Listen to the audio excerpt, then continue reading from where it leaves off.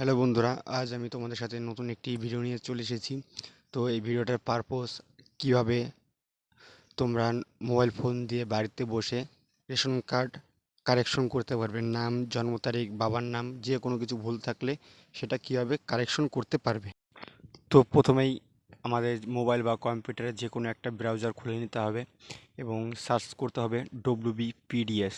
তো food সাপ্লাইয়ের official portal প্রথম লিঙ্কটা ক্লিক করে অন করতে হবে। তো অন করার সঙ্গে সঙ্গে ফুড সাপ্লাইয়ের অফিসিয়াল পোর্টাল ওপেন হয়ে যাবে। তো প্রথম অপশন সিটিজেন হোম ক্লিক করবেন। ক্লিক করার পর তো আপনারা এখানে অনেক অপশন দেখতে পাবেন। তো প্রথমে আপনারা রেশন কার্ড কর্নার বা রেশন কার্ড সম্পর্কিত কর্নারে ক্লিক করতে হবে। ক্লিক করার পর আপনারা এখানে রেশন কার্ড স্বসেবা এবং অফিস অনুমোদিত প্রয়োজন পরিষেবা, তো এটা পাবেন। তো আপনারা সেলফ সার্ভিসে ক্লিক করবেন। ক্লিক করার পর আপনারা এখানে অনেকগুলো অপশন দেখতে পারবেন। আপনারা আপনাদের এই ration card update, mobile number change এবং অন্যান্য কাজ করতে পারবেন। তো আপডেট অথবা কারেকশনে ক্লিক করে আপনাদের এখানে রেশন কার্ড নাম্বার বসানোর জন্য একটা জায়গা চলে আসবে। তো সেখানে আপনাদের নাম্বারটা বসিয়ে দেবেন এবং সাইডের ঘরে যে ক্যাপচারটা বসিয়ে সার্চ অপশনে ক্লিক করে দেবেন। তো ক্লিক করার সাথে সাথে এখানে আপনার কার্ডের পুরো ডিটেলস দেখিয়ে দেবে।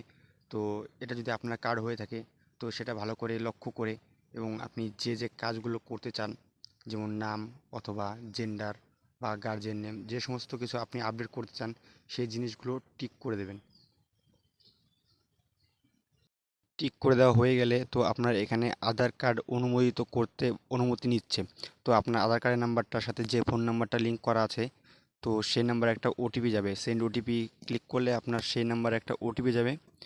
তো নেক্সট আপনি ওটিপিটা বসিয়ে দিবেন। বসিয়ে দেওয়ার পর আপনাদের নতুন একটা পোর্টালে চলে আসবে।